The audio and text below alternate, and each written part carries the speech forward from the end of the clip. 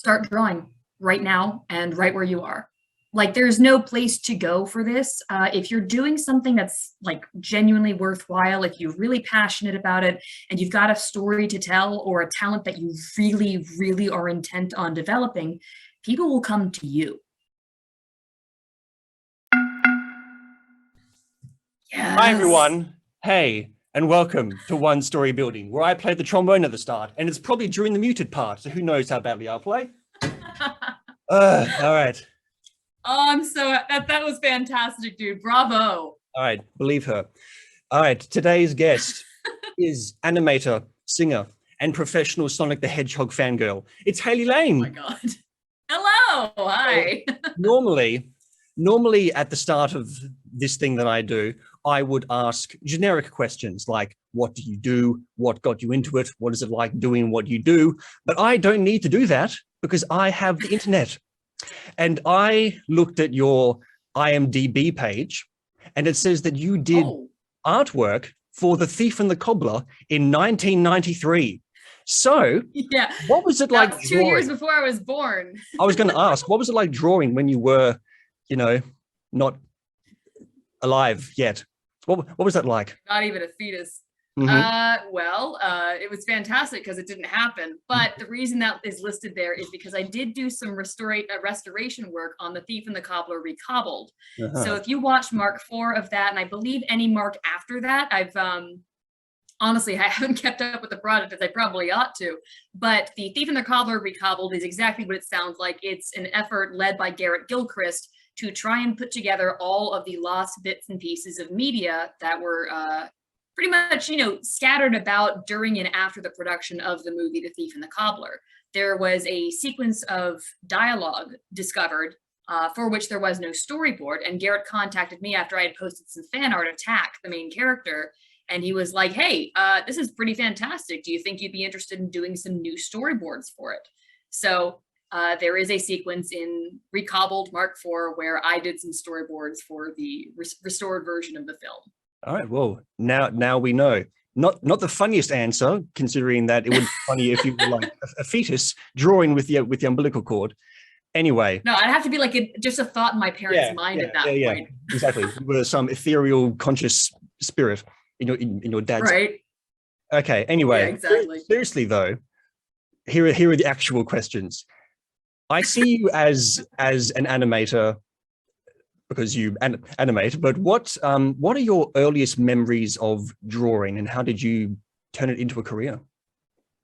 Oh God, okay. So the reason I'm such a big Sonic nut is because Sonic is the reason I got into animation. I first saw, like the first cartoon I remember actually watching is a toss-up between Pokemon and like Kanto region stuff and The Adventures of Sonic the Hedgehog. So I knew Sonic as like a cartoon before I knew it as a video game, or otherwise I might be into video games instead.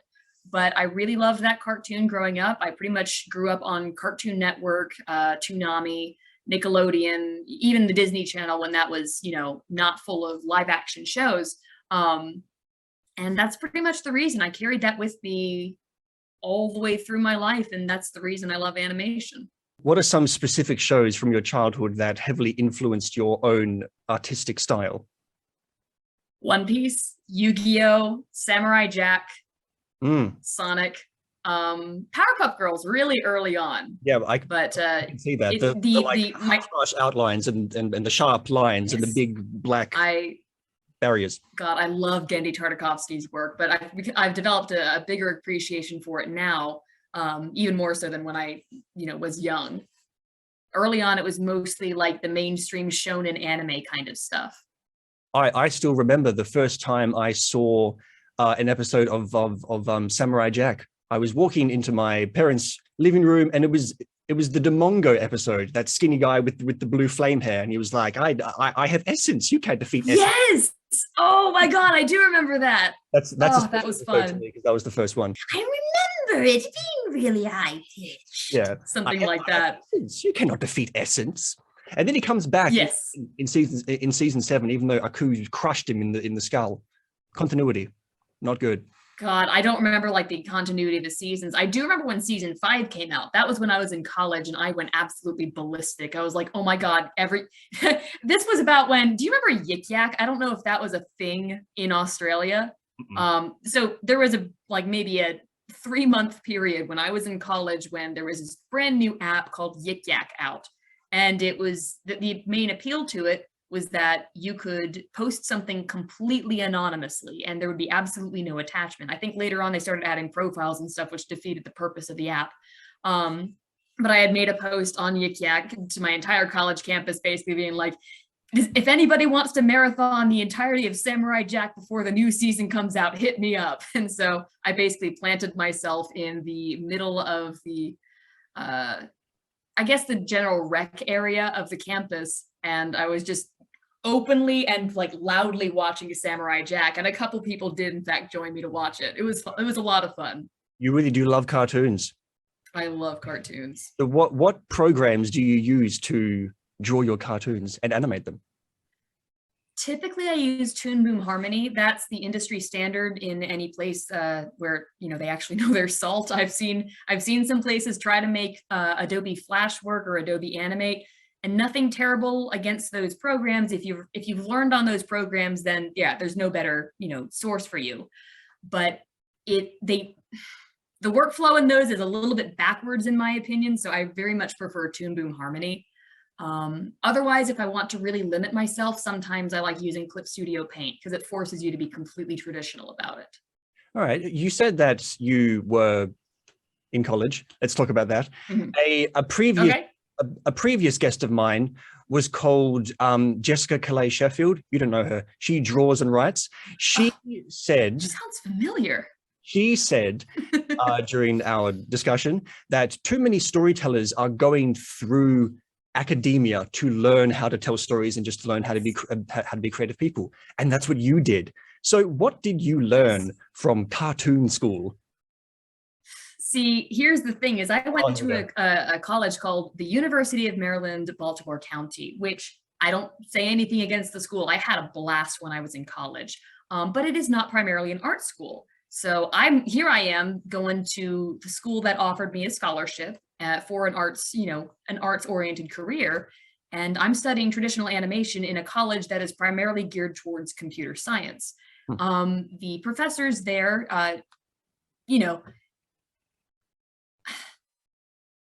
I don't know where I want to go with this. I learned more from just trying to create my own workflow and trying to keep up with the pace of what was required of the courses than I did from, hearing a professor say something and then repeating it back or anything like that.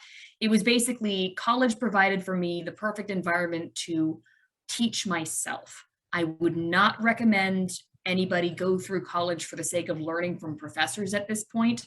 Unfortunately, in the art world, what you'll find at this point is the grand majority of them do not have industry experience, or if they do, they're going to teach you how to create things that are already out there. So this is the big problem that people talk about with CalArts. There's a big argument back and forth about the CalArts style. And I don't know if you've heard of it. I have heard of it. I've heard that everyone hates it, no exceptions. Oh yeah, everybody hates it. And then you'll have this counter argument saying, well, there's no such thing as a CalArts style.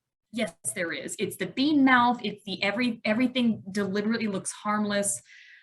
The big. I don't like it.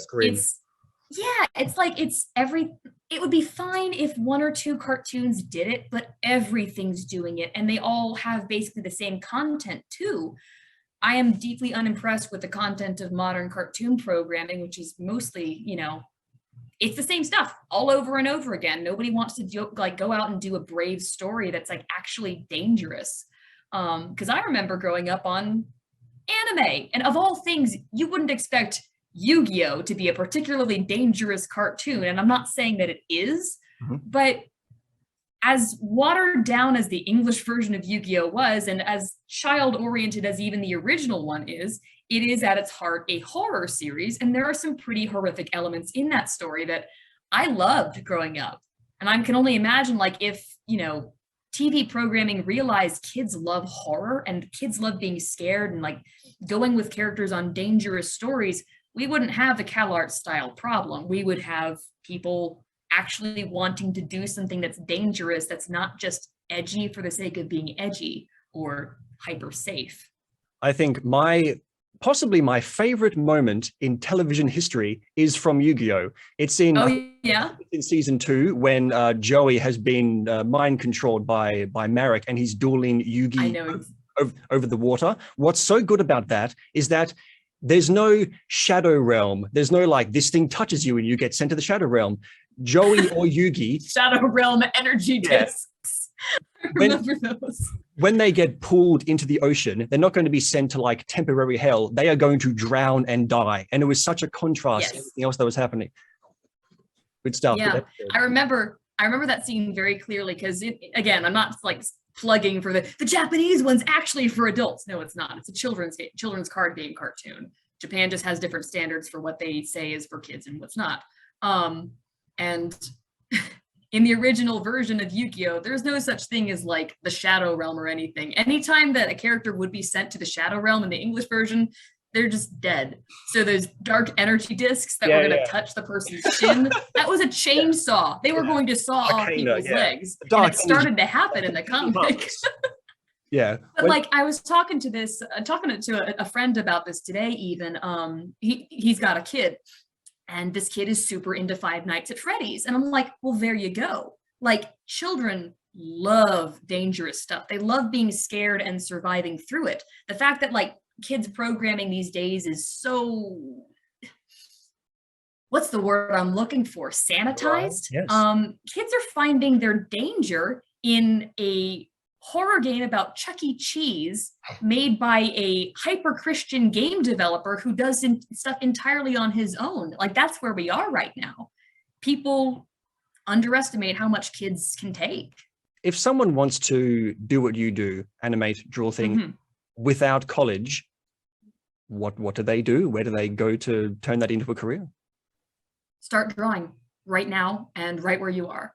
Like there's no place to go for this. If you're doing something that's like genuinely worthwhile, if you're really passionate about it and you've got a story to tell or a talent that you really, really are intent on developing, people will come to you. That's the biggest thing that I've discovered. Like you mentioned Jessica Sheffield earlier. She and I are really good buds. We met because we had common interests and we were both posting similar artwork. And it was like, hey, I see you across the aisle. Let's talk. And we got to talking and here we are. Is that how you've got most of your jobs? By people looking at your portfolio and saying, yoink? Actually, one case, literally, yes. So the first job I got in the industry was with Copernicus Studios up in Halifax, Nova Scotia. I was hired as an effects animator for the Disney XD show Pickle and Peanut. And this happened because I went to CTNX. God help me, I don't remember the year. But I went to CTNX and I did well during an interview and they hired me almost, a week later. I was still in college at the time. This was my last semester. So they were like, yeah, as soon as you're done and as soon as you graduated, move up to Canada and we got you. So that was the first one that I had to like actually do some legwork for. And that was actually my first job, period. Outside of, doing independent commissions. After that though, after a couple years of working with Copernicus, I got an email out of the blue from Flying Bark Productions out in Sydney, Australia.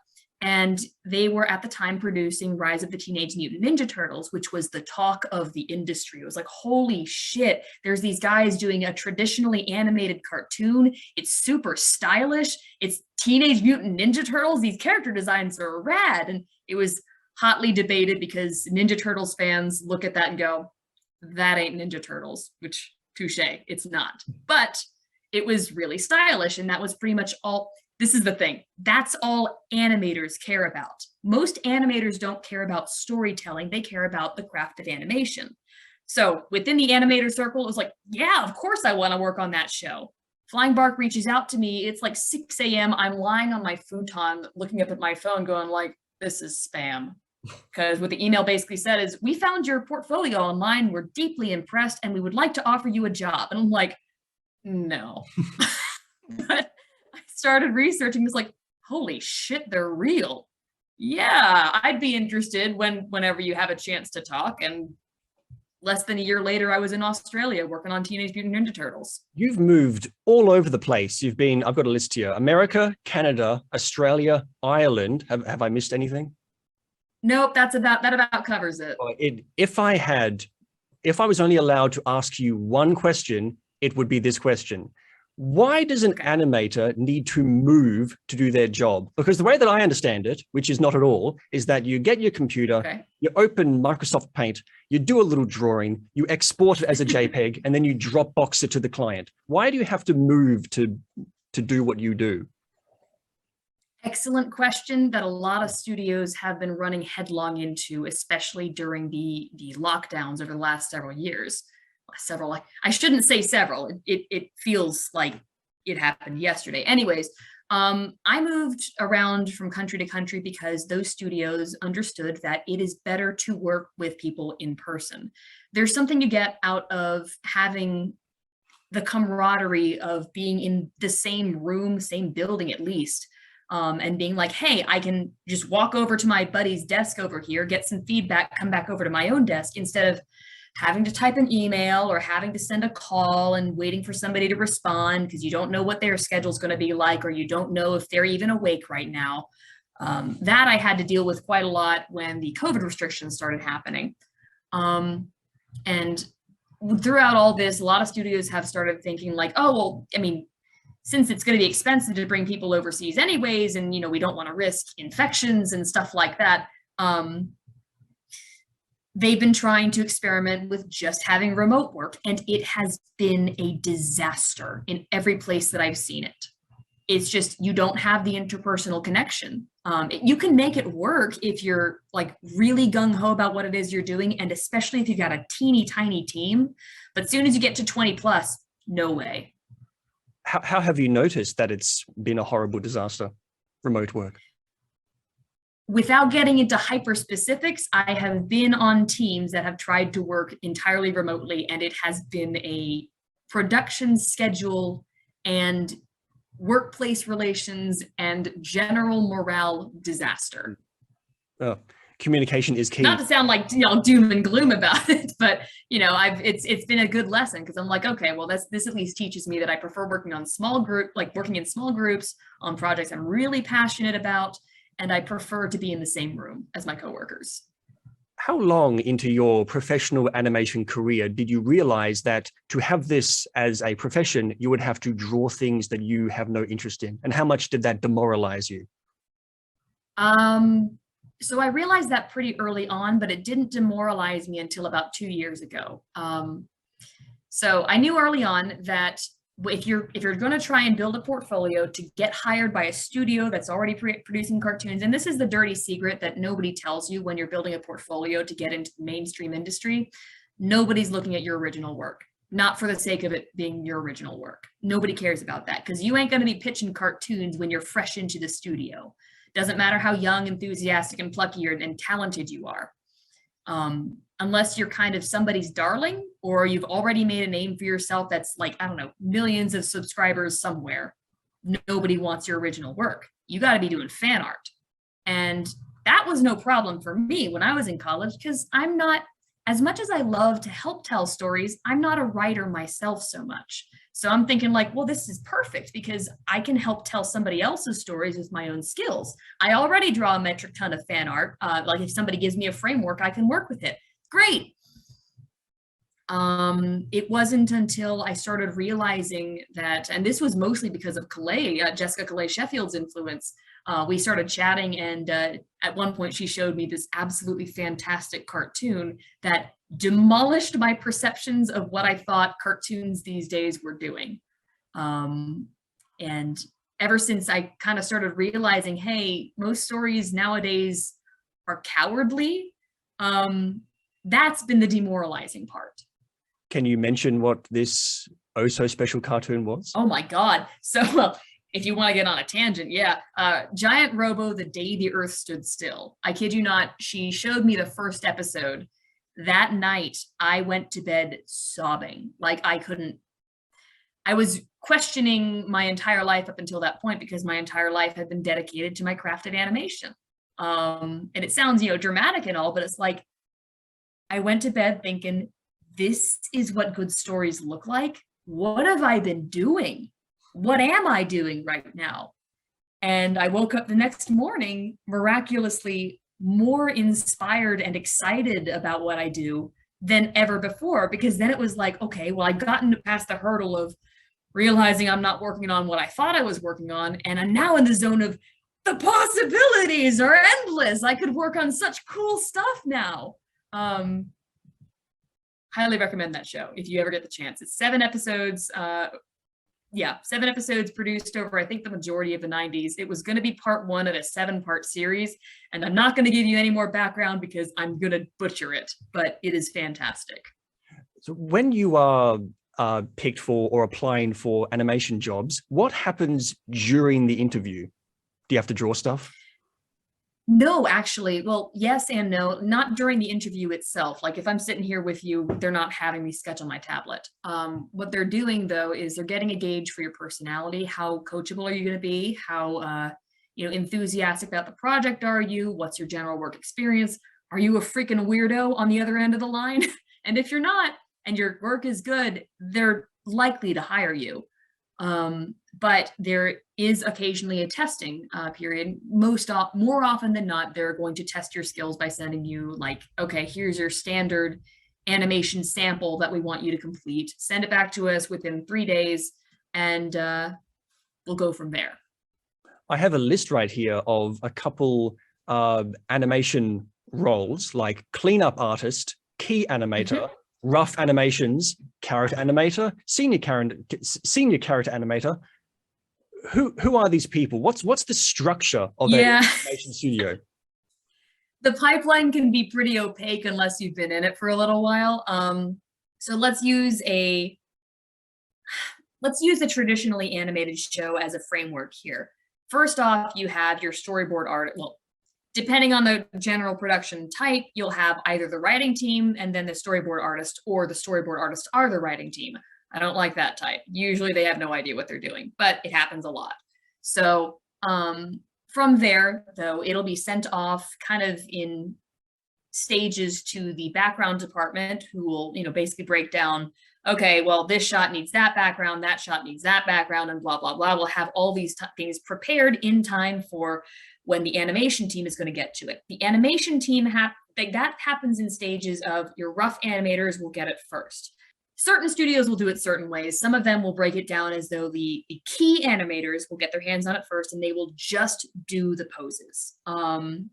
Those are often overlapping with your layout artists, so it could be either one. But that's what their job is to nail down the key poses that happen in the storyboard so that the rough animators, when they come in, have a framework to work with.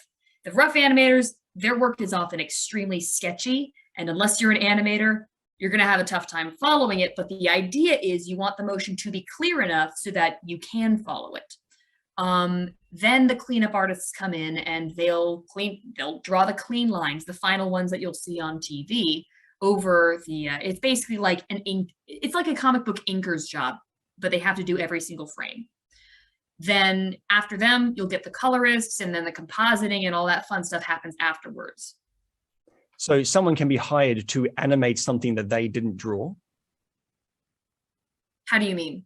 Well, could you be hired to be given a picture and then you use your animation program to move it around? I mean, that could happen, but it doesn't usually. What I meant by the layout artists and the rough animators coming in, the layout artists will basically, so the process of traditional animation is every single frame.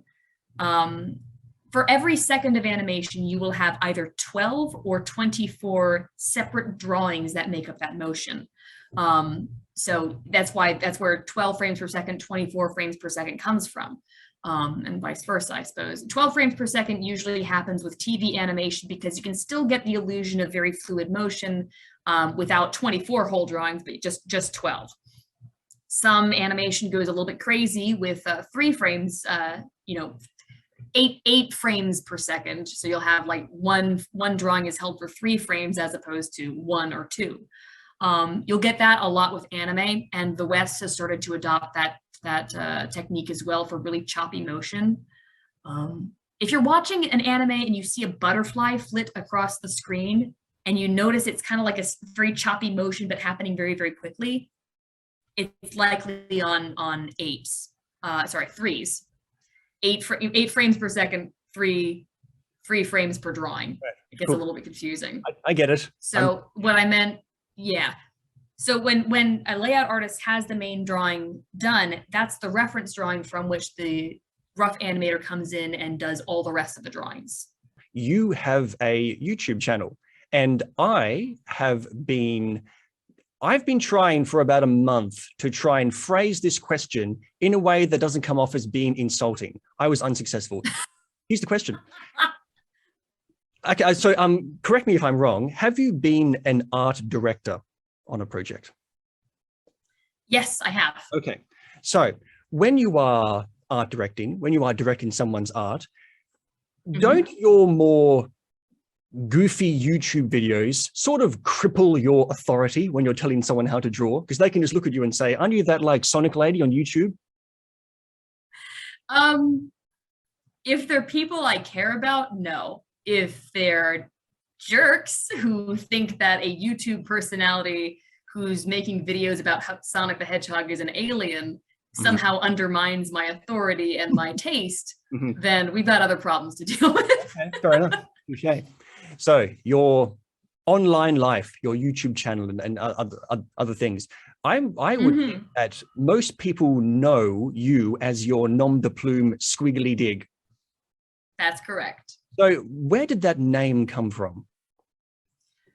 I wish there was an exciting story behind it. It was literally, oh, sorry, my dog's in the background. It was literally just, I was on a plane trip to visit family. I had one of those Mama Shiba keychain plushes on my backpack. God, I must have been in middle school. And one of the flight attendants walked by and thought it was cute, and he would give it stupid names every time he passed by. And Squiggly Dig was the one that I remembered him saying. And I'm sitting here in late middle school, early high school, trying to come up with a username for tumblr.com that's going to catch on and be cutesy. And I'm like, oh, I remember when that flight attendant said Squiggly Dig. And it is a cutesy name. It's a very cutesy name. So why did you start this YouTube channel? Because it doesn't seem like something that you put your just animation portfolio work. There's all sorts of stuff going on there. So why did you start making it? I mean, if you look back through my videos, and I'm sure you've done a lot of your research here, you can notice that it started with simple, silly song covers and stuff, especially like the very amateurish ones that I did early on. I started doing very amateur covers of the Bendy and the Ink Machine fan music that would be posted online.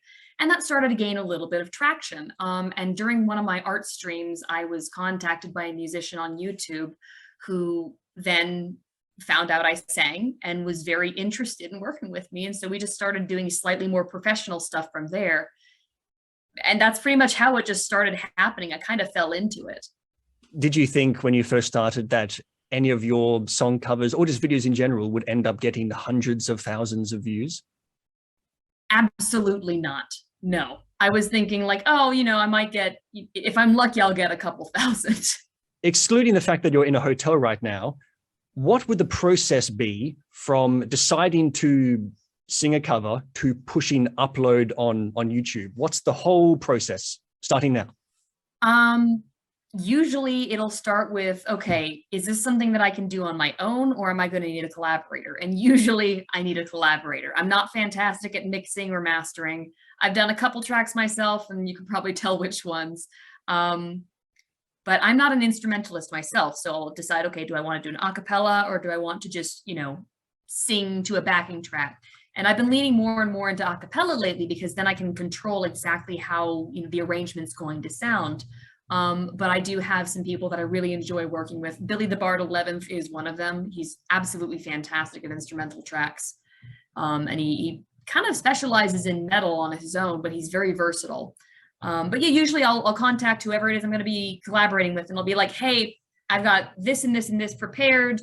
Are you willing to work with me on this? And hopefully they say yes. And if so, we get the track done. And then whenever we've got the final version, I'll start coordinating what I want to do for the video. Sometimes the other person would like to be involved. Sometimes it's just kind of like, nah, you do your own thing. And I kind of just wing the videos typically. The acapella videos are pretty straightforward. It's very easy to just film myself in front of a black screen and, you know, just have multiple boxes of me singing back and forth at each other. But for something like Welcome Home, that's months and months of planning. We'll get to that later. Yeah. How do you get into contact with your collaborators? How professional is that first interaction? Or it's usually not. I mean, I'm not giving it enough credit. Usually the first couple of messages back and forth are very polite and very much, oh, I love your work. I particularly liked this cover. Sometimes you'll find people who schmooze it a little bit, but typically it's just very polite, courteous, like, I would like to work with you on blah. And some people you'll encounter are extremely informal, but just as friendly. So those are the better working collaborations that I've gotten into. And usually if a person decides not to be so courteous or friendly, I don't end up working with them. All right, fair enough. Well, let's go back to the ancient past of 2017. Okay. There are 24 videos of yours between April 19th, 2017 and October 6th, 2018. 14 of them are Bendy and the Ink Machine videos. What got you What got you so much into this franchise?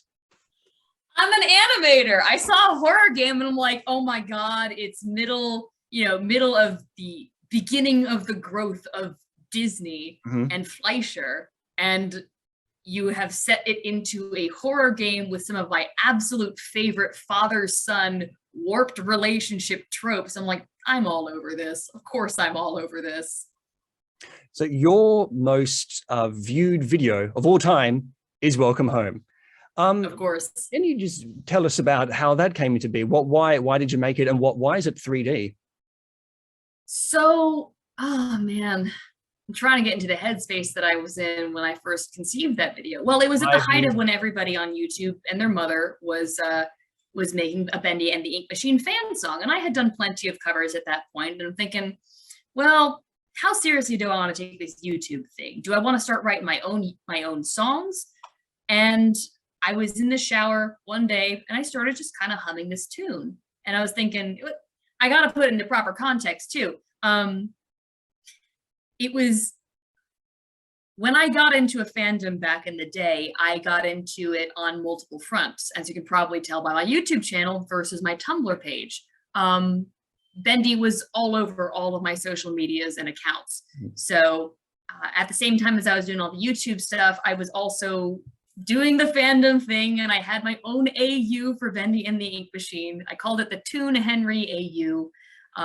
If you don't know what an AU is, bless you, first off. And second off, it stands for Alternate Universe. And it's basically a glorified fan fiction concept that is just kind of a gaggle of ideas. Some people try to cobble theirs into a coherent story. Some of them just play around with the idea. I was playing around with the idea of, well, what if when Henry went into the studio, he himself was turned into a cartoon? Because as you're walking through the game, it kind of looks like you're in a cartoon world. In fact, when I first played it, I thought that was what was happening until I encountered Alice. And it was like, oh, she's not a cartoon. Okay, so that's not what we're doing here. But what if it was? And there was a question that I had got on the Tumblr page where it's like, what would it look like if Henry was a cartoon? And I responded with a couple of concept arts of what Henry looks like in the Welcome Home video. So when I'm starting to hum this tune, words just kind of naturally came to it. And I got to the, I know you're seeing, but not believing, all that stuff. Like the very first verse was the first thing that popped into my head. And I just kind of ran with it. I was like, you know what? If we follow the tropes that this usually, makes people think of, it would go out like this. Well, I can make that happen, can't I? So I got into contact with a couple buddies of mine who I knew were good at that kind of music and that kind of animation. I'm thinking like, well, 2D animation would take years and years. There's no way that's going to happen. So I'm going to do half the storyboards to kind of get things rolling. And I'm going to hire a 3D animator to do the rest of the storyboards and produce the video. And a friend of mine volunteered his time to create the 2 3D models that appeared in the video that were not from the game. And a voice actor friend of mine at the time volunteered to do Henry's voice, and it came together pretty naturally. Everybody was really excited about the project, and God bless the 3D animator I had hired, Puka. She endured me being an anxious mess of a director on that, and I'm sure she could tell you stories. That was the first time I had ever directed something, and it took, I want to say, 9 or 10 months from inception to completion, and that's a very short turnaround time. Your song, your Bendy song, from what I can tell, it might be the only Bendy song where the lyrics are intrinsically tied to the actual story. Now, as we all know, Build Our Machine continues to reign supreme as the greatest of all Bendy songs. That's what got me into the game. That was what made me first find the game. Too. I listened to Caleb Heil's cover of it, and I was like, oh, what is this boppy little tune? Then I listened to the actual one. And I got into the thing. Actually, here's how I met you. I listened to Caleb Heil's Build a Machine, then the real one, then the game. Then I listened to your cover of Oreo, or 30, whatever her name is, her cover. All Eyes on Me. Yeah. And yeah, that's, and then I just kept going from there. But your I'm flattered. Oh, good. You should be. The lyrics of Welcome Home are about the story, and Build Our Machine, however fantastic it is, the bridge. I am aware that your soul is now divine. Now, Build Our Machine is great, but I still don't even know what that phrase even means. But every word in Home, it makes sense. It's. He's a fantastic songwriter. Will is a fantastic songwriter. That was something that occurred to me though as well, is that a lot of the fan songs had lyrics that were kind of, they sounded appropriate for the theme, which, generally creepy, satanic, ritually kind of soul-oriented stuff. Okay, fair. But I'm like, but what if the lyrics told the story? Yeah. Let's imagine as if the song was something that would be in a cartoon insert. And that's what birthed the concept of Welcome Home as it is. Sometimes it just seems like the people that made the lyrics for other Bendy songs just changed words like shadows to ink or monster to ink demon, but then kept everything else the same. And I'm like, that's why Welcome Home really stands out as the second best Bendy song. I appreciate that. Thank you. How did its popularity, because last time I checked, it's at least 50 million views. How did that change what you were doing with everything? It floored me, first off. I kind of knew on some level that, this was going to make a splash. I had no idea that it was going to make the splash that it did. I think it made me take my YouTube channel much more seriously for the time, because then it kind of felt like an obligation. Like, oh, well, I've made this one big release. Now I've got to stick to the YouTube thing. Before I realized that, I think I'd like to take a much more relaxed approach. You might notice that I haven't posted a video in, 7 months. And I'm like, I'm in no rush. I'm working on a couple of things that I know are going to be good. And, as far as I'm concerned, it takes however long it takes. But yeah, that's pretty much how it changed things for me at the time. But later on, it made me realize that Bendy and the Ink Machine is a very interesting game. On the face of it, it is a fantastic concept. In the first chapter, I love it. It's very creepy. It makes, nothing's going to happen, but still, it scares the ever-loving bejesus out of you if you have any sense of what the tropes that you have been presented at the very start of the game, just with that one letter. Beautifully done. As the chapters progress, however, it's pretty clear that certain story elements got pitched into the mix later on in the idea and during the development, and the style of gameplay changes dramatically from chapter to chapter. So there's very little of that investigative, discovering what happened to the studio element that people really liked about the first 2 chapters of the game in the later chapters. And then the final fight, at the time, I was excited about it, and I was like, oh, well, surely this makes sense. Surely it makes sense. But as time went on, I realized, well, that ending fight doesn't make any sense at all. That's not who Henry should be fighting. Henry, I don't know if it's safe to talk about spoilers for this game. I'll follow your lead on that, Cody. Sure, you can spoil whatever you want. Okay, well, the ending of Bendy and the Ink Machine, you end up fighting a big beastly monster version of Bendy. And it kind of cinches the deal on saying no to what everybody thought was going to happen, which was that Bendy himself was going to be at least somewhat sentient and be out for personal revenge, but also kind of love because, you know, Henry, his father figure, aside from Joey, abandoned him. So that's, you know, you can be very sympathetic towards the archetype that Bendy fulfills in that relationship. It's like the abandoned son who's grown up without a positive father figure influence. Everybody loves that shit. Everybody knows how that shit goes too, because on some level, we've all experienced a degree of it. So for Bendy to then just be relegated to the mindless beast at the end of the game, instead of Henry actually having a proper confrontation with Joey, and for Joey to be the big bad that you have to defeat, it felt like it didn't quite deliver. And on top of that, you don't have a whole lot of information about Henry given to you during the game. You get just enough to be like, okay, well, Henry conceived Bendy, great. Henry helped co-found the studio, great. That's all fantastic information. But we don't know much about his personality or even how he feels about his creation. And that gap is what I kind of was exploring with the, first off, the AU stuff I was playing with on my Tumblr page, but also with Welcome Home. Do you remember in episode 2, near the end, where you turn everything on and you're on your way out, and then you get clanged on the back of the head with a shovel or something, and then you look up? This was the scariest moment for me, because when Sammy was looking down at you with the Bendy mask on, I thought that was Bendy speaking. I was like, oh my God, he talks and he's like alive and everything. And it just turned out to be some guy. So whatever. If Bendy spoke, I can. Yeah. Freaky. I can do you one better, because the trailer for chapter 2, when that came out and we heard a little sample of Sammy's voice, everybody thought that was Bendy talking too. And you know, here's my Bendy hot take. The original design of the Ink Demon, the one where he was like this tube with a smile, I found that scarier than when he had like claws and was all spindly, because he looked too much like they were trying to make him scary, and it didn't work on me. I agree. The attractiveness of Bendy as a story is in the fact that it sits in that uncanny valley. The idea of those cardboard cutouts appearing and disappearing, that was way more terrifying than the Ink Demon itself. If those like South Park waddled after you, that would have been so scary.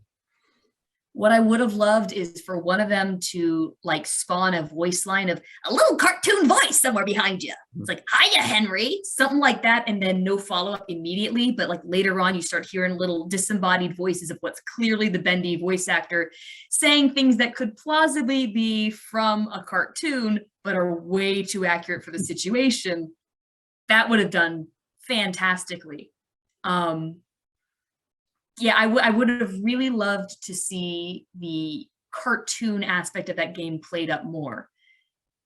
That's pretty much what I was doing with Welcome Home. And going by some of your recent streams, you were working on a sequel to Welcome Home? Yes. Is that right? A direct sequel, actually. It takes place starting almost immediately after the first video ends. Those streams are still up. I think they're still up, but I don't know if I have them listed on my channel. If they're not still up, sorry, you missed it. But the idea of the next video, it's going to be called Behind the Curtain. And it's kind of following through on the story, the version of the story as it's laid out in Welcome Home. I don't want to give too many spoilers, but what's basically going to happen in it is that Henry is going to encounter Alice Angel. And this version of Alice is not going to be the sadistic, I must be perfect kind of character archetype that you find in the game. She's going to be a much calmer judge-like character who's going to be like, yeah, you left us. What are you going to do about it, Henry? And that's going to be kind of the attitude that she takes towards Henry in that video.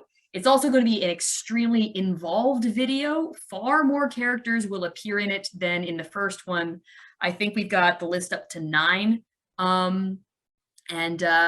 Special 3D models, updated versions of 3D models are all being produced for those characters right now, and they look absolutely fantastic. Like the first video, it will be mostly 3D with a couple of 2D sections that I'll be animating myself. Nice. In one Yep. of these streams, I was able to snatch a quote, and I find it very interesting, and I'll say it right now.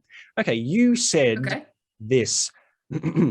I said this in another stream, that I don't consider myself much of a storyteller, but the reason I'm really coming back to this, behind the curtain, after so long, it's not because people were demanding it. It's not, even though they definitely were. I couldn't get the story out of my head. This particular version of the story that I really want to tell with these videos. And I think, you know what? If it's not going to leave me alone, I should frickin' do it. And I think that perfectly encapsulates the curse, for lack of a better word, of creative artistic people. It's not like you're doing this just because it might be a fun thing. You can't stop thinking about it, and you just have to do it. Yep. Oh, that is exactly it. Because if I'm completely honest, the story that I would like to tell in these videos would require a third. I have no idea if I'm still going to be passionate about the story enough to tell the third after the second is done. So like no promises on that. But I already have an idea of how it would go. And I'm thinking like, you know what, that's the curse right there. It's gonna happen. I've been resting on this, not even a question, but just something that I want to say about Welcome Home and this new one coming on. I think that if you do Behind the Curtain, maybe the next one, and if you work hard, keep your head down, I think that you will be able to create a new accepted and appreciated canon of Bendy and the Ink Machine. Like how there's Star Wars canon and Star Wars legends, I think you'll be able to create Bendy legends. Do you think? Bendy legends. Yeah. In a manner of speaking, I don't disagree. That being said, it's far from official. It is not endorsed by the Bendy creators in any stretch or any way, shape, or form. Although I hear they did like Welcome Home. My attitude towards it is like, look, if they tell me to stop, I'll stop, because they kind of are fully within their rights. But the reason I'm making them is this isn't just the idea that I had for how the story could go. It's, if you look across the fandom, so to speak, from the game's inception, like when the first chapter was released to when it ended, and even a couple of years afterwards, you'll notice certain themes cropping up over and over again. And those themes are that Bendy is an abandoned son character. He's, he's kind of innocent, even though he's absolutely not, that's not the character that's in the game. The character that's in the game is a beast that is sometimes sadistic and sometimes beastly, and there's no consistency. Fan and Bendy is almost unilaterally, I can't say this word, unilaterally either a sweet, cream puff of a child who can do no wrong, or a little brat who just wants to cause mischief, and he's upset that he was robbed of his show and of his main creator back in the day, and he kind of wants to take a little bit of revenge. Henry, for his part, is almost universally portrayed as a father figure character who harbors some deep regret at leaving the studio, even though he thought that was the right thing to do at the time. But now he realizes, oh, yeah, I did kind of abandon this creation of mine. There's that kind of deadbeat dad guilt in a way. And something else that's interesting that I noticed happen was all of the fans universally agreed that Henry had left for the war effort. There's no hints of that in the game. I have no idea what the book adaptation did with it either, but that's a curious thing. It's almost as though people realize that character archetype, if he was truly a passionate creator, there's no way he would have willingly given up his creation. Either he had a fight with Joey, or he had to he was pulled away from the studio in some fashion, maybe both. And what I was hinting at with the version of the story that I was telling was kind of a combination of those. Like, yeah, okay, so say he got drafted, and he told Joey or something, and Joey freaked the hell out at him. Is like, if you walk out that door, Henry, you're never coming back, kind of thing. And so Henry storms out the door, and doesn't come back. And because those are things that happened in everybody's interpretations of the story, even before the story was fully told in the game. It's like, there's something there that needed to happen that is the generally, I don't want to say correct, because that sounds kind of harsh, but for lack of a better term, correct progression of that type of story. And so everybody's like missing it. I'm like, I can tell it, and I know what's supposed to happen. Yeah, I think that's going to happen. I think you're going to get a little cult, a big cult following of this is I don't want a cult. I don't want a cult. No, too bad. The game's about how cults are bad. You said that the Bendy team would be able, you would take the videos down if they said so. How do you get permission to put your covers online and to sell them in general? How do you get permission? Yeah, so generally speaking, if you're doing a song cover, for instance, there are licensing costs that you can pay based on like whichever service you use to distribute your music. So I use SoundDrop because there's no yearly fee or anything, but you do have to pay a certain amount per song that you publish, and they'll handle all the licensing fees if it's a cover. But as far as derivative content goes, it's sort of a wink and a nod system.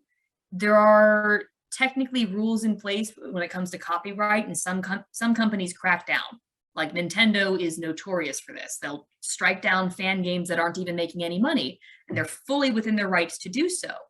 Although it's kind of a jerk move.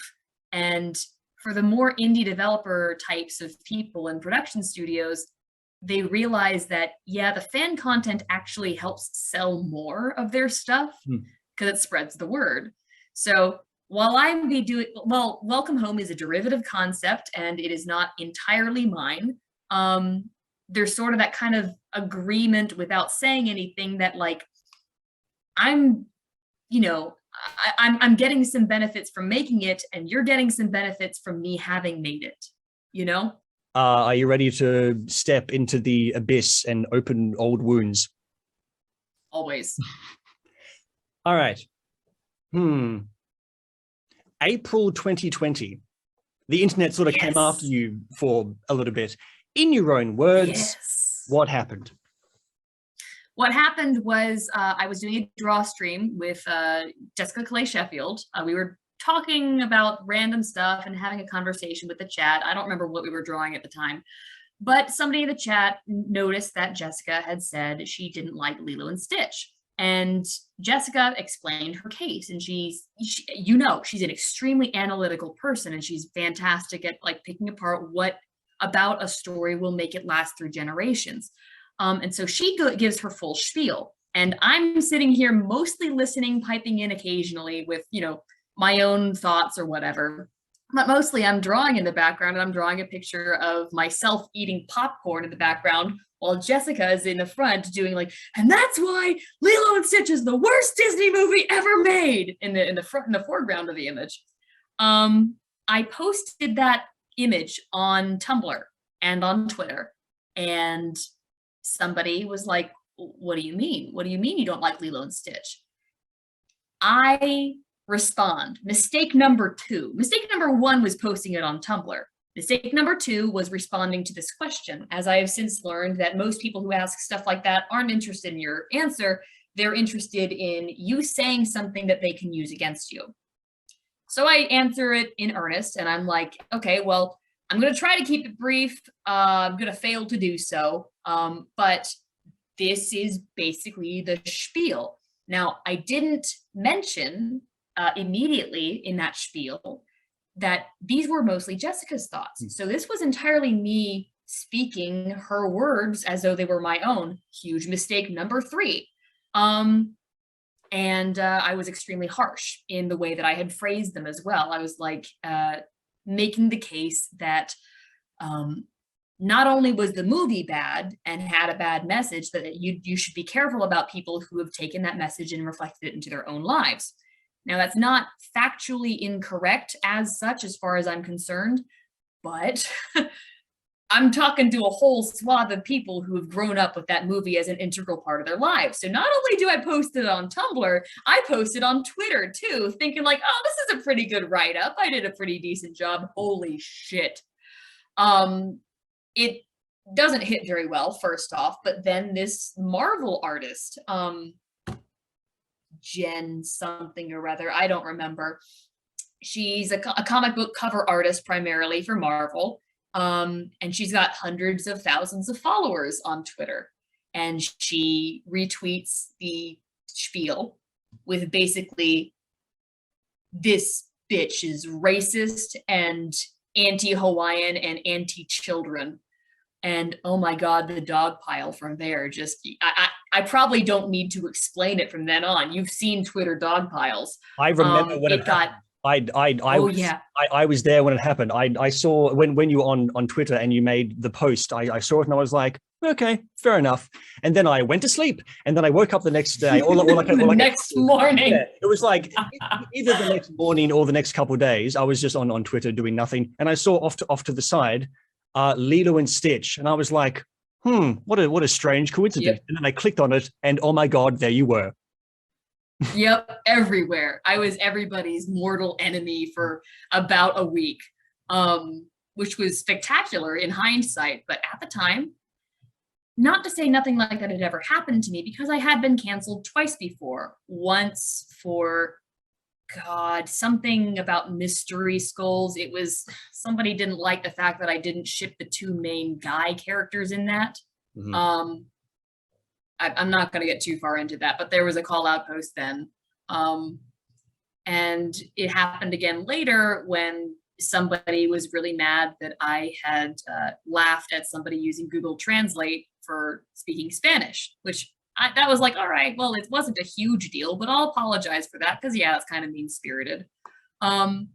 Didn't matter. Apologies never work with this kind of thing. That's not what they're interested in. But so when Twitter happened, I had never had it happen to me on that scale.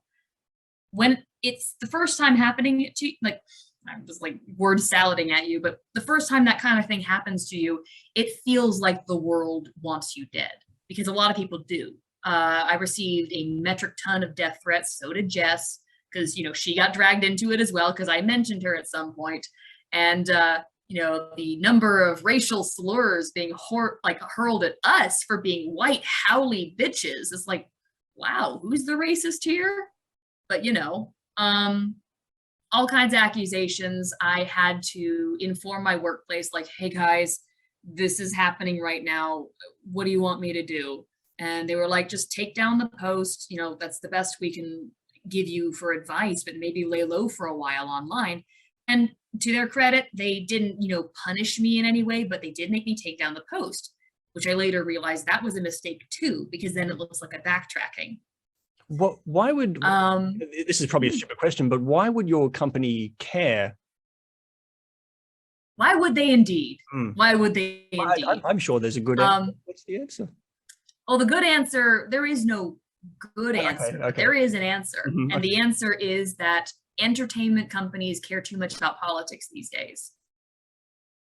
I don't know how much you want to chase that rabbit into the hole, but I could chase it for hours. Oh, please chase it away. But simply put, I've seen clips from Steven Universe, and I'm like, why? Kids don't understand this complicated social stuff. Case in point. It's exactly that though. Like if you understand that, I probably don't need to explain further. A lot of these companies are too concerned with political optics from people who are not their purported target audience. Like, sorry, the Tumblrites and Twitterites should not be the people you're pandering your children's cartoons to, but that's what's happening. Because everybody wants to be taken seriously by the nouveau, new age crowd, not realizing that it's always been the kind of rebellious crowd that drives the way that content goes over the years. And right now, the rebellious crowd doesn't like any of that stuff. So that's the short version of it. That's the reason why the studio was concerned. I laid low for a couple of months. For about a month, I was having some very dark thoughts. And that's not to be dramatic or anything, but it was just like, that's where you go when you feel like you're being chased by the entire world. You're like, would it be better if I wasn't here?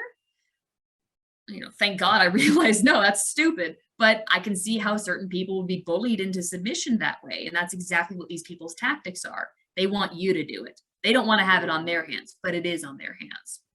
So that's the whole sordid story behind cancellation number 1. And cancellation number 2 happened about a year later when some chick who already hated me from the Mystery Skulls fandom decided that she was going to out me for having a Parler account, which wasn't a secret. And she's like, oh my God, you see, she's a right-wing extremist on Parler. I'm like, chill, I'm only posting art there. But it was enough. And it actually got me kicked off the Mystery Skulls animated team, full of people who I thought were very good friends, who very rapidly changed their tune. Most of them broke contact with me instantly. And the one who stayed in contact with me for a little bit kept trying to spin the conversation so that it was my fault. Yeah, that's basically the story. I'm actually kind of grateful that it all happened, because it's like, yeah, you know what? That's how you know who your actual friends are and who the people are who are going to stick with you. And it also tells you in a roundabout way what you should be focusing your energy on. Because if you're in an environment with that's full of these kinds of people who don't care about you, chances are whatever it is you're working on with them are going to reflect those negative values than the ones that you should, rather than the ones that you should be reflecting.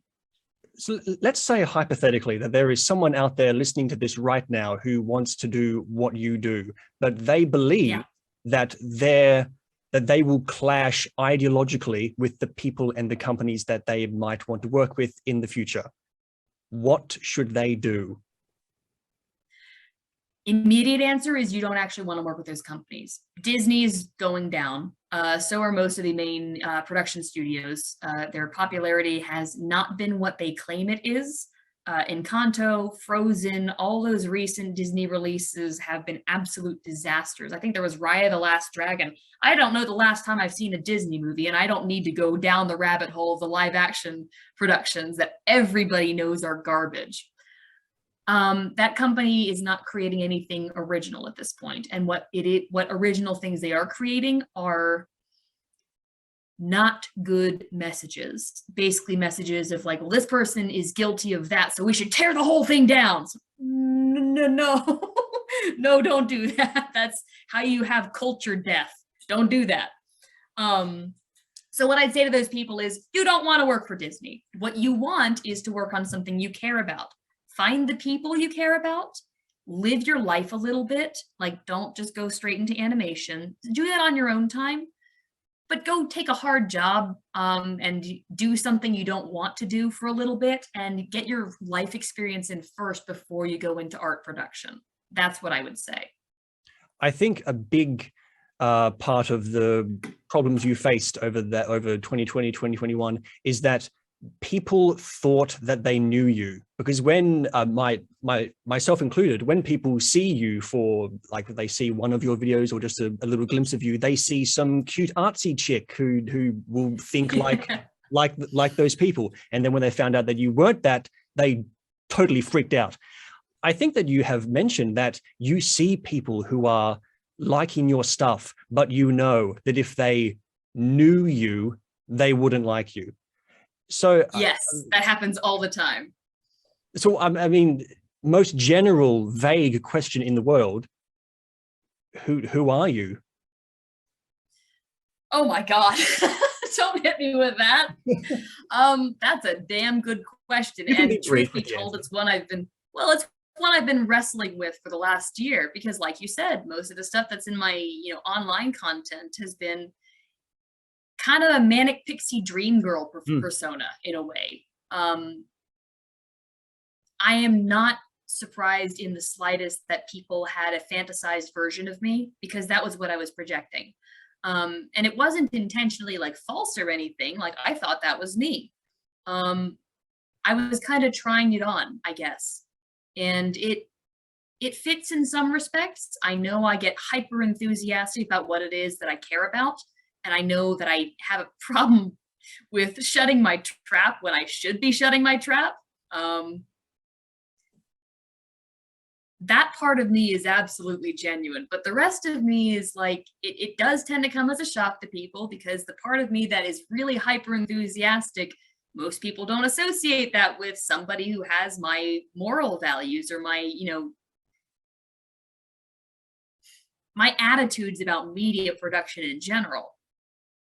Well, speaking yeah, go on.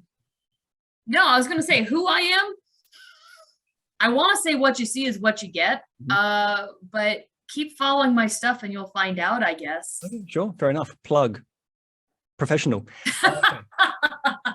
Speaking KeyBlack.net. Oh yes, Key Black. We'll get to that at the tail end, unless I forget. Sure. So speaking of being enthusiastic about stuff, Balan Wonderland, if I'm saying that right. Balan Wonderworld. Oh, so I okay, yeah. I don't know what it is. I'm not a fan. Close enough. I totally get it. Okay. What have we got here? You did a playthrough, like a short edited playthrough of you playing Balan Wonder World in March 2021, which was essentially a year after it. And you said this. I have another question for you. All right.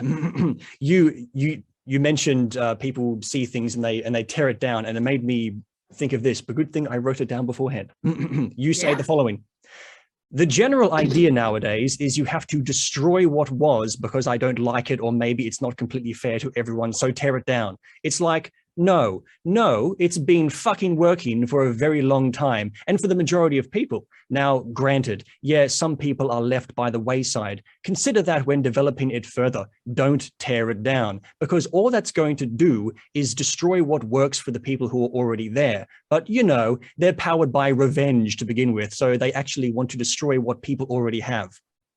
You're quite the wordsmith. And I remember when I listened to that, after it all happened, I thought, well, of course she thinks this now, after going through this baptism of fire. Was it because she went through the baptism of fire, or was that just something that was always there? I think the kernel of it was always there, but it absolutely blossomed when the baptism of fire happened, to use your words, and I like that term. Listening to you say it back, it's a little bit word salady, isn't it? Oh, I like it. What I was trying to get at is that most people who say this kind of thing are just resentful. They have been burned by the world and they want others to suffer the way that they've suffered. And it's like, that's not to say that they haven't suffered. Of course they've suffered. Everybody suffers. The answer to that, though, is to accept that you've suffered and try to do something good anyways. Don't try to take revenge on the world or anybody else that's made you suffer. I actually got a lot of that from, I got those sentiments into as many words from listening to Dr. Jordan B. Peterson. And from chatting with some very close friends like Jess, like our buddy Mun Pian, like our buddy Taco. About a year is about how long it took for that to start sinking in as it did. And yeah, the reason I love Balan Wonderworld so much, and the reason I think it gets a lot of hate, is that it has exactly the same sentiment. A lot of these characters that all 12 characters, all 14 actually, including the two main characters that you encounter in Balan Wonderworld, have gone through some trauma. And the game depicts what exactly that trauma was, how it shaped the scape of their mind, and what sort of beast it turns them into when they can't get past it and they just let it consume them. And you have to basically defeat the beast and learn all about this person first before they can start to try and reconcile it. And they reconcile it. Jess talks about the bird girl in that same video, about how she's upset that the construction in her area is tearing down all these, bird inhabited trees. And the conclusion, of her story is not that she tells everybody to stop the construction. It's that, well, maybe I can put my 2 cents into the construction so that not only is it good for the people that they're building it for, but also for the birds so they don't get displaced. And that's a perfect answer to that scenario. When you went to go see Jordan Peterson, because I saw on your... Yes, I did. Yeah, on your locals page, you got to see him and you got a face-to-face little chat with him. And you said in the post that he was a big contributor to saving your passion for making art. And at first, for like a second, I was really confused because I thought, well, why would your passion for making art even need saving? But then I thought about, if what happened to you happened to me, I would have seriously considered just erasing the past, all the stuff that I did, and starting fresh, being like rebranding completely. You may have already sort of hinted at this, but was that ever a consideration of becoming a new person? It was sort of a consideration, and in part, I did act on it, which was a little stupid because it was reactionary as much as I try to tell myself it wasn't. Shortly after the cancellation happened, I changed my Tumblr handle and several other handles online to Halo C rather than Squiggly Dig. And that was actually, to defend that decision, it was actually something I had been considering for some time. I had long outgrown the name Squiggly Dig. And I'm not going to like tell people to stop calling me that because that's what my username is still on YouTube, only for recognition. But it was because that's closer to my name. And Halo is what Jess calls me and what Monpian calls me sometimes. I like the nickname, and I'm like, yeah, I'll adopt that. That's closer to who I actually am than Squiggly Dig for sure. Because I did it so close to when things happened, I was absolutely accused of trying to run away, and maybe on some subconscious level I was. But in reality, I knew it was going to follow me. It wasn't about starting completely brand new. It was more like closing that chapter and starting the next one while knowing that chapter was still there. Peterson was a fantastic inspiration for basically rekindling why I cared about storytelling in the first place. I don't know how much you've listened to him, if at all. I've audiobooked all of his books. Fantastic. So I don't need to tell you. He talks about what storytelling means all the time. Yep. If it's not too personal, could you tell us when you met Mr. Peterson, Dr. Peterson, what you said to him and what he said to you? Oh boy. I have no problem sharing that. I just gotta remember what I said exactly. I assume it was like a brief. It was very brief thing. Yeah. Yeah. It was basically like a couple of sentences out, take the photo, and move on so the next person can chat with him. And that is more than enough. I got to thank him basically. And that's what I did. I went up there and I basically introduced who I am, what I do, what happened to me over the course of the last couple of years in very short form. And like, you basically saved my inspiration and my enthusiasm for what I do. Thank you, Dr. Peterson. He actually made, he was very, very gracious about it. He responded actually that he might be looking for an animator fairly soon. So I left that conversation going, yeah, I bet. I didn't follow up on that conversation. There wasn't really a chance to, but yeah, he was very gracious, and I think he found it pretty interesting that this is happening in tangible form with people in the entertainment business right now. This has no relation to anything, but I found this out like 4 years ago. This might be a thing that I know about you that you don't know about you. So I'm probably going to edit this out. Anyway, no, try it. 3 years ago, when you still had Twitter, I just on one random afternoon, I started to go to the people on Twitter that I followed to see who followed them, to just to see how we were similar, and just out of curiosity. Does the name Charlie Kirk mean anything to you? No. Charlie Kirk, it's just so funny thinking this, because Charlie Kirk is like a conservative political commentator who talks about how socialism sucks. And he followed you like 4 years ago. And I was like, I mean, no offense, but I don't know what circles he would be in after his, socialism sucks speeches. And then he like puts in AirPods and is like, I know you see him, but I don't believe it. It's just so weird. Charlie Kirk.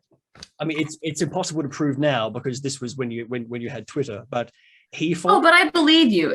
Like Kirk is in Captain Kirk, that spelling? Yeah, Charlie, L-I-E and K-I-R-K. I just don't know. I follow you.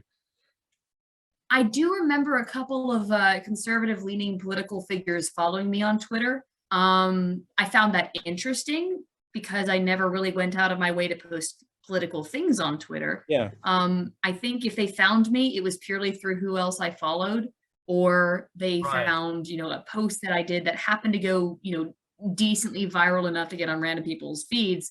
And they were like, huh, that's an interesting sentiment coming from an animator. Follow, that's my best guess. But no, the name doesn't ring any bells. Okay, well, fair enough. That's going to be edited out. I just thought it was just a neat little tip. I don't mind. Like, it's an open secret now that I'm conservative. I don't give a shit. Would you call yourself that? A conservative? I would call myself that, especially in comparison to how far left things have been getting in this country and just globally speaking. Yeah. What used to be the Democrat Party, which was a party full of reasonable people, is now full of socialists and communists. And I'm like, sorry, that's not reasonable. Especially when they're starting to lob accusations and death threats at you from across the aisle. Like, I'm happy to have a conversation and be good friends with anybody who disagrees with me politically. I don't give a fuck. But, I'm not going to hide what I think, and I certainly won't accept being told I should die for it. When I was like a teenager, I would have considered myself fairly center left, but then as I grew up, so I was about here. Well, whatever, I'll do it from my perspective. I was about here, and then society went, beep, and then I was like, what the hell? That's exactly what most people's stories are. Yeah. Well, you didn't move. That's exactly it. The left, the gauge for the left has gone farther left. So if you want to talk like classic political scale, I'm very center. Mm-hmm. Yeah, me too. Yeah, like very, very center. Maybe a couple like right-leaning opinions and whatnot. But they sound and look a lot more right-wing now, just because the left has gone off the charts. Your locals page. You have a locals page, and you have another quote. Locals page. All right, you made a video introducing the locals page, and you said this. After being cancelled by a Twitter mob over a movie opinion, I considered what it really means to be an artist in a time flooded with self-righteous censorship. I figured the best way to fight this cancel culture is to just keep making good art for good stories, with good values and good messages. And that's precisely what I intend to do. So, what are good values and good messages and good stories? Good values. God, I could give you the parroting Peterson answer. I could give you the answer that I feel like I'm acting on. So only if I do it in his voice, huh? Well, I mean, a good value, necessarily, if you're going to say that something is good, you're saying necessarily that something else is bad. My own opinion about it is that a good value is one that, well, I'm not going to define good for you. I'm going to say an example of a good value, I think. Something that perpetuates the thriving of your own culture and your own people, and you, to the best of your ability, that does not harm somebody else.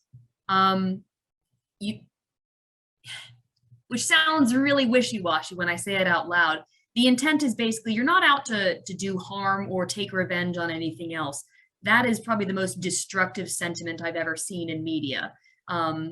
I mean, Batman lives it out, right? Like, he's motivated. If you want to use comic book superheroes, for instance, he is motivated by revenge, and that's why he's a tragic character. He's not just this cool beat 'em up guy.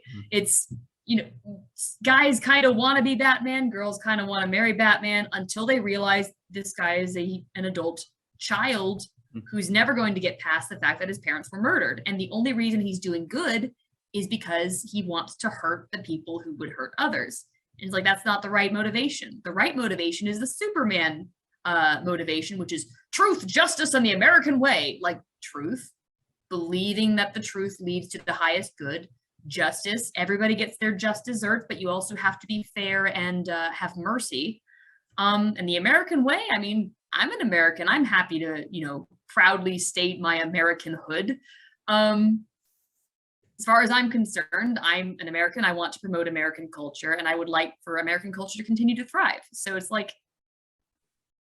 those are good values, in my opinion. So if Superman was Australian, I'd say truth, justice, and the Australian way. Us Australians don't have any values. We're too lazy about everything.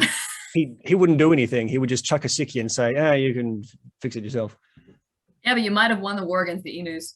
That's true. They are a menace. Cane toads and wombats as well. Actually, that's reminded me, the laziness. I think a lot of what happened. I was about to say, I think a lot of what happened to you was laziness. No, that's not how I went. What happened? What I thought happened to you was the laziness of other people, because I mean, this is true in so many places. It's so easy nowadays to make yourself seem like a good person by pointing at another person, branding them a villain and saying, I'm not them, therefore I'm good. That's easier than improving yourself, in my opinion. I call this the Goliath, or the David and Goliath complex, which is, you know, everybody wants to be seen as the hero in the situation. David takes a sling and as the unlikely plucky hero, takes down the giant that's been terrorizing everybody. Like, that's a proper hero. People want that without having to put in the work. So what they'll do, instead of actually going after the real Goliath in the room, is they'll look at somebody else and they'll build them up to make them look like a Goliath and then take them down. And then they reap all the benefits of it. Yeah, exactly. I agree. And now here's the question to end all questions. What is cancel culture? Cancel culture is the notion that if somebody has ever erred in any way, and I do mean in any way, by anybody's measure, they are therefore incorrigible, pure evil, and no matter what they do, they will continue to get worse over time, and therefore they need to be destroyed with extreme prejudice. That's what cancel culture is. So canceling has a very broad definition, but it generally is accepted to mean that somebody's entire voice is robbed of them, and they never get to have a comeback. You mention being cancelled specifically in your locals video, and it's even on your resume on your Key Black website that you... Yes, it is. I am very proud of that fact. Well, I mean, when you bring it up, are you bringing it up just to get it out of the way because many people will be able to follow the breadcrumbs? Or do you bring it up because whether you like it or not, your brand now is like the brand of the cancelled animator? Yes to the first one, not quite to the second one, but there's a third one that's linked to the second one. So yeah, I know people are going to find out. All you have to do is do a Google search with my actual name, or even squiggly dig, and within the first 5 results, you'll find the articles that were written about me. There were at least 5, being a racist bigot because I posted an opinion on Twitter. So yeah, it's getting it out of the way. And it's also like, if the right people read that, they're like, oh, you're canceled, eh? Tell me more. You know, like the right kind of people are going to have a positive reaction, because canceled is the new punk. You know, it's kind of the cool counterculture thing now. And the people who do the canceling cannot stand that. They don't know what to do, especially the cowards who went along with it and didn't stop it earlier on, but they knew it was wrong, because it's got to be right, or else what have they done? So how do you feel about your earlier, or just previous in general, animation jobs that you did, knowing what you know now about the people and the places? Well, I wouldn't take them again, but I was glad that I did them, and I am still glad that I did them. And I had a lot of fun on those productions, so I don't regret it in any shape or form. It's all, you know, stuff that's built me into who I am now, and stuff that has taught me some very valuable lessons that I couldn't have possibly gotten anywhere else. All of this reminds me of the moment years ago now when John Tron went on Sargon of Akkad's stream and everyone totally freaked out. And I don't remember anything that he said except this one phrase where he said that, I'm paraphrasing, he said that eventually he just got so sick of the division that he gave himself an obligation to pick a side. Have you picked a side? I would say, in the most literal of terms, yes, but I don't like the implication, and I don't like the way that that question is posed, not on any fault of yours, But the way that the conundrum is posed by the current social environment is you're either us or you're against us, which is, you might notice, that is the attitude that many regimes over the course of history that have turned out to be the villains have taken. And so as far as that goes, yeah, I'm not the us in that equation, and I don't want to be. So that's my side. And I feel for JonTron. I totally get where he's coming from, although I don't have nearly as much the reach that he did or does.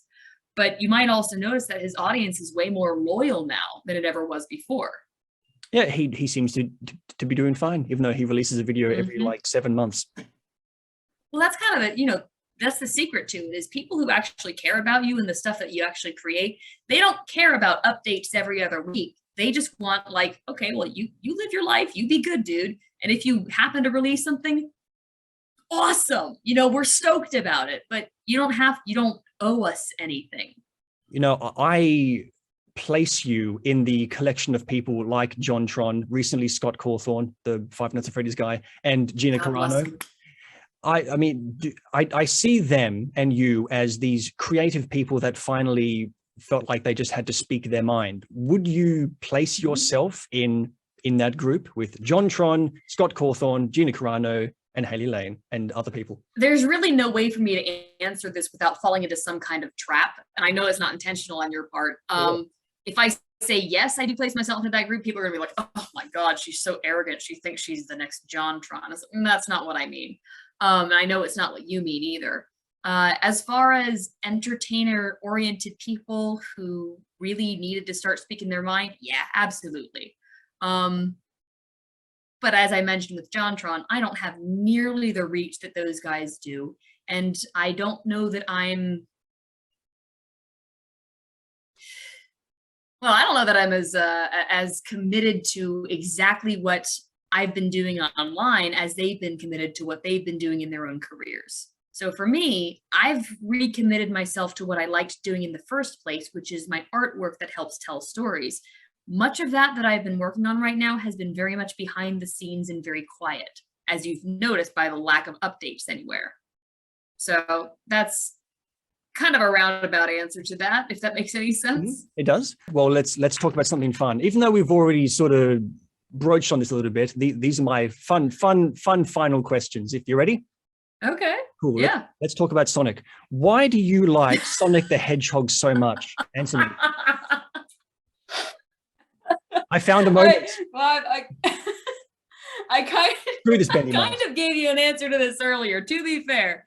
I kind of gave you the answer to this earlier, which is I watched Sonic the Hedgehog as a teeny tiny tot, and he's been, one of my favorite characters ever since then. I actually have a tattoo on my back that is the ring with the stars and the two wings that Sonic sits in the title screen of the first game. That was a very impulsive tattoo. I'm not sure if I'll keep it forever, but it was, I like Sonic a lot. I really like what Sonic was originally conceived to be. I don't much care for the direction he's been going the last 10 or so years. Get out of here, Hat. I'd say I'm more a fan of Yuji Naka and Naoto Oshima than I am of Sonic, but Sonic is, a very good symbol of what it is they were trying to do in the 90s. So there was a video of yours where you reacted to the Sonic movie. It's gone now. Oh, it's gone. Why is it gone? Where did it go? It's gone because upon rewatching it, I realized some of that reaction was very much played up for the camera, and it wasn't as genuine as I thought it was when I was doing it. So I'm like, you know what? I'm not going to leave any falseness online. I'm going to take that down. That was, I was genuinely excited for that film, and I was genuinely thrilled when it came out, and I loved it. It's not the greatest movie in existence, but it didn't suck for a Sonic movie, and that was a huge victory in my eyes. It was the best movie of the year because no other movies came out, so it won by default. That is true. That is true. All right. I of course have to ask, what Sonic game is the best? Oh, don't say something like that. I'm gonna get it wrong. I can't have like an opinion on this because Sonic fans are rabid, man. My favorite Sonic game, for reasons that are almost entirely emotional and somewhat arbitrary, is Sonic Adventure. This ties into the Sonic is an alien video. My buddy Monpian told me one day that Sonic is an alien, and I was like, you can't just say that shit and not explain it. So she does, and I'm like, I gotta make a video on this. Do I have your permission? So she's actually the gal who plays Dr. M. Pian, Tachyglycidian archaeologist in that video. But the reason I like Sonic Adventure is it says the quiet part that's been hinted at throughout all the early games out loud. And it's just like, yeah, this is ancient cultures and aliens and nonsense. Yeah, we're gonna play right into this. You know what we're about. But nobody did. Nobody did know what they were about. So it's like, oh, this is hilarious. I love that game. It's so good. So what are you working on right now? And where can people go to follow what you're doing? At this very instant, before I chatted with you, I was working on a, let's call it a retelling of a story that I was involved in last year. I don't want to formally announce it or anything, but I have been playing around with a certain character that if people have been following me for some time, it's not Balin related, they will know who this character is. He is somebody who, the archetype that he fills in his respective story is one of the redeemed villain who is desperately trying to do the right thing for the first time, and he is constantly messing it up. That's what I'm working on right now. On top of that, of course, I'm working on Behind the Curtain, and those are the two main things in addition to my day job. The updates on the unspoken project or the unnamed project that I just mentioned in vague terms, you can find updates on that on my locals page. That's haileylain.locals.com. Otherwise, as far as my other work goes, you can find all that stuff on keyblack.net. I am still occasionally updating my Tumblr and my Parler pages, but very occasionally. Mostly, if you want to see what I'm up to, check me out on locals and on my personal website. And if you want to watch my streams, I do that on Picarto. I have noticed that as Keyblack. Keyblack, yes, on Keyblack and the other social sites that you do stuff on, a lot of your drawings are just black and white. So tell me, why are you too lazy to color them in? Touche. It actually is a little bit of laziness. Some of it is just, I like the look of black and white artwork. I find it the most striking. I also grew up on manga, so it's like, oh, it's kind of a soft spot for just the line artwork in my childhood. But also, I don't like coloring. I never have had the patience for it. I like to animate. I have the patience for making something move and feel alive, but I do not want to spend my time just cleaning things up and coloring. All right. And that brings us to the final question.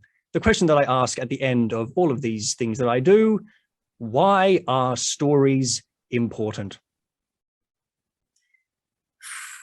I gotta be careful about this. Stories are important because we've always had them. Humans have always told stories of some kind.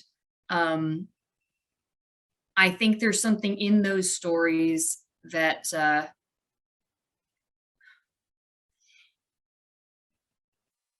for me, going through early life, it was a way to kind of peek into somebody else's experience and see how it relates to my own, and see where maybe I could pull a little bit from the bravery of Luffy if I'm facing something that's a little spooky in my own life. Maybe I can be as brave as he is, or maybe I can apply the lesson from that piece of storytelling into my own life. People do that subconsciously. They don't even notice it. Like children, you'll see them all the time running around and pretending to be their favorite characters, and they'll act things out. People continue to do that like later in their lives. Maybe not with the overt tones of we're playing house or we're playing, cowboys and Indians right now, but people still act those things out. They still imitate things that they admire. They still apply things that they see online and in media to their own lives in some fashion. And that's why we need stories. If we stop having stories, you know, not that I think we're in any danger of that, because we produce them without even thinking about it. We've been sitting here and you've been asking me about the story of my life, and I've been telling you the story of my life. This is how we communicate. If we didn't have that, we wouldn't communicate. All right. Well, we are at the end of this story, and I just have to say thank you for coming to One Story Building. Thank you so much. Thank you for having me. And they lived happily ever after or something like that? Hopefully. Let's just assume that happens. We'll make it happen. We'll make it happen. That's how the story ends.